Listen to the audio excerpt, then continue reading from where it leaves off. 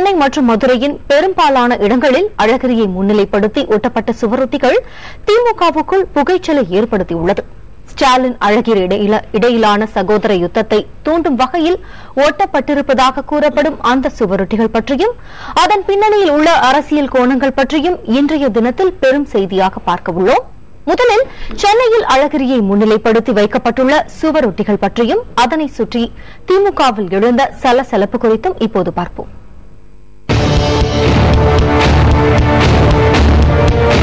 திமுகவின் தென்மண்டல அமைப்பு செயலாளர் மு.க. அழகிரி நாளை பிறந்த நாளை கொண்டாடவிருக்கும் நிலையில் சென்னையில் நேற்று ஒட்டப்பட்டிருந்த சுவரொட்டிகள் திமுகவிற்குள் ஒரு சலசலப்பை ஏற்படுத்தியிருக்கின்றன.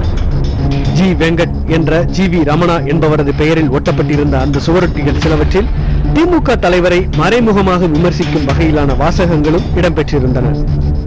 குறிப்பாக திமுக தலைவரின் இல்லத்திலிருந்து கட்சியின் தலைமையகமான அண்ணா அறிவாலயம் வரை ஒட்டப்பட்டிருந்த அந்த சுவரொட்டிகள் கட்சி தலைமைக்கு சங்கடமளிப்பதாக அமைந்தன. இதனையடுத்து சில இடங்களில் அந்த சுவரொட்டிகள் அகற்றப்பட்டன. இந்த சுவரொட்டிகளை ஒட்டியவர்கள் மீது கடும் நடவடிக்கை எடுக்கப்படும் என்று திமுக தலைமை கழகத்தின் சார்பில் எச்சரிக்கை விடுக்கப்பட்டது.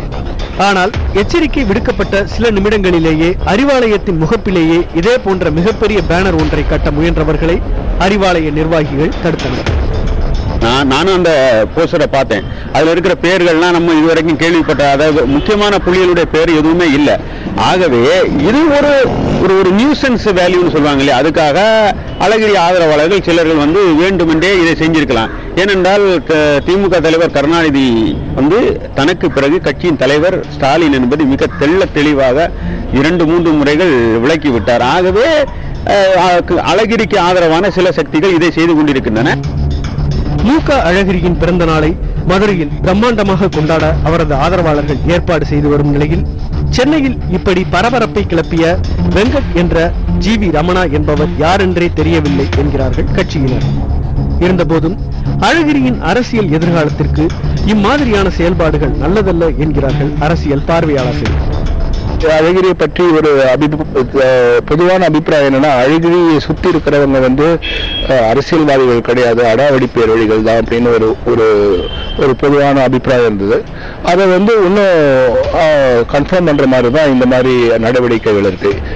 அவரே இது மாதிரி நடக்காம பாத்துக்கிறது தான் அவருக்கும் நல்லது. ஏன்னா இப்ப அவர் மேலே இப்ப ஒரு யூனியன் மினிஸ்டர், ஃபெர்டிலைசர் மினிஸ்டரா அவர் மேலே நிறைய சார்ஜஸ் இருக்கு. இந்த மாதிரி டயத்துல அவர் எந்த கான்ட்ரவர்சியிலும் மாட்டிக்காம இருக்கிறது அவருக்கே நல்லது. எனினும் யாரென்றே தெரியாத ஒருவர் ஒட்டிய சுவரொட்டிக்கு திமுக தலைமை இவ்வளவு முக்கியத்துவம் கொடுத்து எச்சரிக்கை அறிக்கையை வெளியிட்டிருப்பது பலரை ஆச்சரியத்திற்குள்ளாக்கி இருக்கிறது. வாய்ப்பு கிடைத்தால் கட்சி தலைவர் பதவிக்கு மு.க. ஸ்டாலின் பெயரை முன்மொழிவேன் என்று திமுக தலைவர் கருணாநிதி அறிவித்ததை அடுத்து எழுந்த சலசலப்பு அடங்கி சற்று அமைதி திரும்பி இருக்கும் நிலையில் இந்த போஸ்டர் விவகாரம் கட்சிக்குள் சிறிய நெருடலை ஏற்படுத்தியுள்ளது. மத்திய அமைச்சர் மு.க. அழகிரிக்கு பிறந்த நாள் என்றாலே அரசியல் கட்சியினரின் பார்வை மதுரையை நோக்கித்தான் இருக்கும். அந்த அளவுக்கு அழகிரியின் ஆதரவாளர்கள் மதுரையில் கூடிவிடுவார்கள்.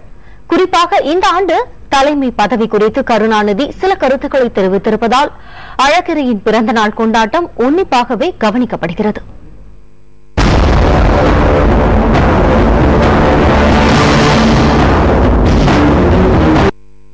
எங்கு திரும்பினும் சுவர்களில் போஸ்டர்கள், பேனர்கள் என கிட்டத்தட்ட விழா கோலம் போல காட்சியளிக்கிறது மதுரை. மத்திய அமைச்சரும் திமுக தலைவர் கருணாநிதியின் மகனுமான அழகிரிக்கு நாளை பிறந்த நாள் என்பதால் தான் இந்த ஏற்பாடுகள். மதுரை காஞ்சியே என அறிஞர் அண்ணாவுக்கு இணையாகவும் தமிழகத்தை ஆள பிறந்தவரே என வர்ணித்தும் பல இடங்களில் சுவரொட்டிகள் ஒட்டப்பட்டுள்ளன. திமுகவின் கும்கி, துரோகிகளை அழிக்கும் துப்பாக்கி, தொண்டர்களின் விஸ்வரூபம் என்றும் அழகிரிக்கு முக்கியத்துவம் கொடுக்கிறார்கள் தொண்டர்கள். இது ஒருபுறம் என்றால் கொசு பேட், எமர்ஜென்சி லைட் என 1 லட்சம் பேருக்கு வழங்கப்பட இருக்கும் பிறந்த நாள் நலத்திட்ட உதவிகளின் பட்டியலும் நீள்கிறது. வீடுகளிலே படிக்கக்கூடிய குழந்தைகள் நன்றாக படிக்க வேண்டும் என்ற உயர்ந்த எண்ணத்தோடு அவர்களுக்கு எமர்ஜென்சி லைட் இன்று 20,000 பேருக்கு நாங்கள் வழங்குகின்றோம். அதுபோல கொசு தொல்லையால் டெங்கு காய்ச்சல், எங்கு பார்த்தாலும் டெங்கு காய்ச்சல் பரவி மயிலே பாதிப்பு பலவாறு இருந்தது. ஆனால் இந்த அரசு அதை மறைத்து விட்டது. அதையெல்லாம் வெளிப்படுத்தக்கூடிய வகையிலே அவர்களுக்கு மக்களுக்கு கொசு பேட் கொடுக்கிறோம். நலத்திட்ட உதவிகளை மதுரை ராஜா முத்தையா மன்றத்தில் நாளை நடைபெறும் விழாவில் மூக்க அழகிரியே நேரில் வழங்க இருக்கிறார். மேலும் ரத்த தானம், அன்னதானம் என அழகிரியின் பிறந்த நாளை வெகு விமரிசையாகவே கொண்டாடுகின்றனர் அவரது ஆதரவாளர்கள். பல்வேறு சிக்கல்களுக்கு மத்தியில் இந்த பிறந்த நாளை கொண்டாடுவதாகவும் அவர்கள் கூறுகின்றனர். சாதாரண அடிமட்டத்தினரை கூட பெயர் சொல்லி கூப்பிடக்கூடிய ஒரு மாபெரும் சக்தி தலைவர் கலைஞரிடம் உண்டு. அந்த சக்தி இன்று அஞ்சானந்தன் அவரிடம் உண்டு என்றால் அது மிகையாகாது.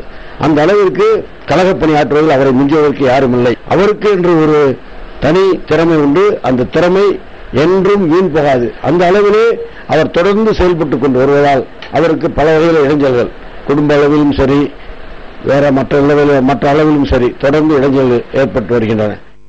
2011ஆம் ஆண்டு நடந்த சட்டமன்ற தேர்தலில் திமுக தோல்வி அடைந்ததால் அதன் பின்பு வந்த தமது பிறந்த நாளை மூக்க அழகிரி பெரிய அளவில் கொண்டாடவில்லை. இந்நிலையில் இந்த ஆண்டு கோலாகலமாக கொண்டாட முடிவெடுத்திருப்பது கட்சியில் தமக்குள்ள பலத்தை காட்டும் முயற்சியாகவே அரசியல் விமர்சகர்களால் பார்க்கப்படுகிறது. புதிய தலைமுறைக்காக செய்தியாளர்கள் குழுவுடன் முருகப்பெருமாள் மற்றும் ஃபெலிக்ஸ் கமல்ராஜ். அழகிரி பிறந்த நாளை கொண்டாடுவதில் உறுதியாக இருக்கும் ஆதரவாளர்கள் இந்த ஆண்டு துரை தயாநிதியை முன்னிறுத்தி செயல்பட்டு வருகின்றனர். இது எதற்காக என்பது குறித்து விரிவான தகவல்களை தருகிறார் நம் மதுரை செய்தியாளர் ராமானுஜம். மத்திய அமைச்சர் மூக்க அழகிரியின் 62வது பிறந்த நாளை எந்த ஆண்டும் இல்லாத அளவிற்கு இந்த ஆண்டு மிகவும் பிரம்மாண்டமாக கொண்டாட அவரது ஆதரவாளர்கள் திட்டமிட்டிருக்கிறார்கள். அதற்கு முக்கிய காரணம் தென் மண்டலத்தில் தனக்கு உள்ள செல்வாக்கையும் தமிழகத்தில் பிற மாவட்டங்களில் உள்ள செல்வாக்கையும் நிரூபிப்பதற்காக இந்த பிறந்தநாள் விளைவு அமையும் என அவரது ஆதரவாளர்கள் நம்பிக்கை தெரிவித்திருக்கிறார்கள். இது மட்டுமில்லாமல் மத்திய அமைச்சர் மூக்க அழகிரியின் மகன் துரை தயாநிதி நேரடி அரசியலில் வருவதற்கு இது ஒரு வழிகோலாக அமையும் என்று அவரது தரப்பில் தெரிவிக்கப்பட்டுள்ளது. அதனை முன்னிட்டு துரை தயாநிதி கண்தானம் மற்றும் ரத்த தானம் உட்பட பல்வேறு தானங்களை செய்து வருகிறார். அதற்காக அவர் ஒவ்வொரு இடங்களுக்கும் நேரடியாக சென்று வருகிறார். பொதுவாக அவரது ஆதரவாளர்கள் முன்னிருந்து நடத்தும் அனைத்து விழாக்களிலும் துரை தயாநிதியை முன்னிலைப்படுத்தப்படுகிறார்.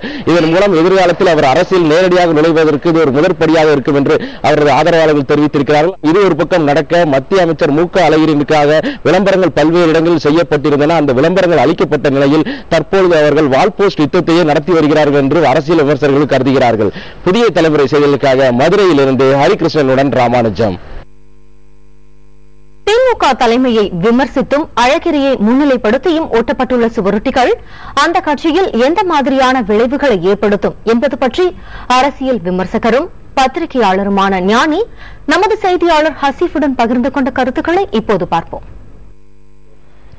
தனக்கு பின் திமுகவின் தலைவராக ஸ்டாலினையே முன்மொழிவதாக சில வாரங்களுக்கு முன் திமுக தலைவர் கருணாநிதி கூறியிருந்தார். இதற்கு அழகிரி தரப்பில் இருந்து எந்த ஒரு பதிலும் கொடுக்கப்படாத நிலையில் நாளைய தினம் அழகிரி அவர்களுடைய பிறந்தநாள் கொண்டாடப்பட இருக்கும் நிலையில் இன்றைய தினம் சென்னை மாநகரம் முழுவதும் அவருக்கான சுவரொட்டிகள் ஒட்டப்பட்டுள்ளது. அந்த சுவரொட்டியில் அந்த திமுக தலைவர்களுடைய கருத்துக்கு பதிலளிக்கும் வகையில் சில வாசகங்கள் இடம்பெற்றுள்ளன. இது குறித்து கருத்து கூறுவதற்காக பத்திரிகையாளர் மற்றும் எழுத்தாளர் திரு ஞானி அவர்கள் நம்மோடு உள்ளார். அவரிடம் இது குறித்து பேசுவோம்.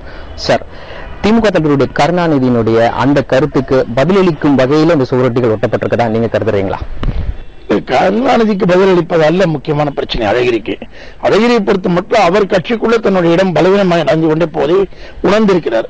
எனவே அவர் ஆதரவாளர்கள் அவர் அப்படி பலவீனமாகிவிடக் கூடாது, எப்படியாவது அவருக்கு ஒரு இடத்தை தக்க வைக்க வேண்டும் என்று அவர்கள் முயற்சிக்கிறார்கள். அதனால்தான் அவர் இந்த சுவரொட்டியை ஒட்டி மீண்டும் அழகிரிக்கு ஏதாவது ஒரு இடத்தை ஸ்தாபிப்பதற்காக அவர் முயற்சிக்கிறார்கள். இது அவருடைய சர்வைவல் பிரச்சனை. இது ஏதோ ஒரு இடம் அப்படின்றது மாதிரி இருக்குமா, இல்ல தலைமை அப்படின்ற மாதிரியான ஒரு இடத்தை பிடிக்கிறதுக்கான ஒரு சுவரொட்டி அப்படின்ற மாதிரி நீங்க கருதுறீங்களா? இல்ல, கட்சியை பொறுத்த மட்டும் ஏற்கனவே ஸ்டாலின் தான் அடுத்து வரக்கூடியவர் வந்து கட்சிக்குள் தீர்மானமாகிவிட்ட விஷயம். அதனால இது நடப்பது கட்சிக்குள் நடக்கிற சண்டையே அல்ல, நடப்பது ஒரு குடும்பத்துக்குள்ள நடக்கிற சண்டை. இது அரசியல் சண்டை அல்ல. குடும்பத்துக்குள்ள இருக்கிறவர்கள் யாருக்கு என்ன வேணும்னு அவங்களுக்குள்ள இருக்கிற சண்டையை வெளியில போட்டுக்கிட்டு இருக்காங்க. இதுல எந்த அழகிரிக்கும் ஸ்டாலினுக்குள்ள ஏதாவது கொள்கை வேறுபாடு இருக்கிறதா? கட்சி திமுக இந்த திசையில் போக வேண்டும், இல்லை மாற்று திசையில் போக வேண்டும் என்று வெவ்வேறு விஷயங்களை சொல்லுகிறார்களா? அதனால ஏதாவது அரசியல் ரீதியான சண்டையில் இது நடக்கவே இல்லை. முழுக்க முழுக்க குடும்பத்துக்குள்ள யாருக்கு என்ன பதவி என்ன பொறுப்புங்கிற சண்டை. இதை வெளியில அரசியல் சண்டை என்று சித்தரிப்பது ரொம்ப அநாகரிகமானது. பொதுவா அழகிரியை பொறுத்த வரைக்கும் தலைமை பொறுப்பை ஏற்பதற்கு, உதாரணத்துக்கு திமுகவினுடைய தலைமை பொறுப்பை ஏற்பதற்கு எந்த அளவுக்கு வாய்ப்புகள் இருக்கதா நீங்க கருதுறீங்க சார்? திமுக அவருக்கு அப்படிப்பட்ட வாய்ப்புகள் எதுவும் இல்லை. அவர் மீண்டும் மீண்டும் நீங்க பார்த்தீர்களானால் குடும்பத்துக்குள் வரக்கூடிய நிர்பந்தம் காரணமாக கருணாநிதி அவருக்கு அவ்வப்போது ஏதாவது ஒரு பொறுப்பை கொடுத்து சமாதானப்படுத்துகிற வேலை செய்து வந்திருக்கிறாரே ஒழிய கட்சியின் நீண்ட காலம் முன்பாகவே கட்சிக்குள்ளே படிப்படியாக வளர்ந்து வந்திருக்கக்கூடிய ஸ்டாலினை அடுத்த தலைவராக அவர்கள் கட்சிக்குள்ளே ஏற்றுக்கொண்டு விட்டார்கள். அழகிரிக்கு இதுவரைக்கும் கிடைத்த இடம் எல்லாமே திமுக தலைவர் அவர் தன்னுடைய குடும்ப நிர்பந்தத்தினால் அவ்வப்போது இடம் கொடுத்ததனால் தான் வந்திருக்கிறது. அவர் காலத்துக்கு பிறகு நிச்சயம் கட்சி அழகிரி பக்கம் வரக்கூடிய வாய்ப்புகள் மிக குறைவு, ஸ்டாலின் பக்கம் செல்லக்கூடிய வாய்ப்புகள் தான் மிக அதிகம். நன்றி சார். ஞானியை பொறுத்தவரை திமுகவின் அடுத்த தலைமை யார் என்ற